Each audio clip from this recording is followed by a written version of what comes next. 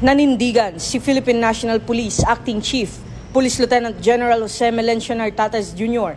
na nananatiling vigilant at proactive ang PNP sa pagsugpo ng online scams, lalo na ngayong panahon ng Kapaskuhan. Ito ay sa kabila ng malaking pagbaba ng bilang ng insidente ngayong taon, kasunod ng direktiba ni Pangulong Ferdinand Bongbong Marcos Jr. na tiyaking protektado ang publiko laban sa mga cybercriminals.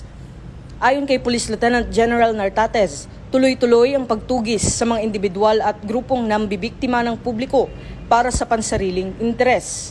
Sa datos ng PNP Anti-Cybercrime Group, umabot lamang sa 3,941 ang online scam cases ngayong 2025, malayo sa 7,081 kaso noong 2024. Ang pagbaba ng insidente ay iniuugnay sa mas mataas na public awareness at mas aktibong pag-uulat ng cybercrimes.